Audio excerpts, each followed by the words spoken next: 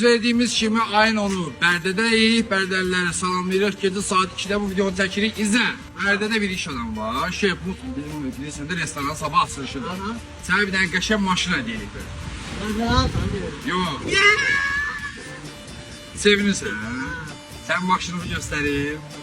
Əziz Bərdəlilər, sabah 18:00'da açılışımızdır. Yeni ile en birinci keçsən, bax konsert olacaq burada. Hamı gəlsin. Uşaqları götürün. Durun gəlin bura sabah Bərdədə Şehmutda Bay Yunusin məkanında. Görün nə deyim, içəridə atraksiyonlar, nə desəniz vardır, nə desəniz var. Uşaqların əylənməyi üçün belə ailəvi də gələ bilərsiniz, dostlarınızla da gələ bilərsiniz. İzzətin maşını budur. İzzət sevinirsən. Belə arkaya döndər. Döndər. Yəni o tərəfə döndər.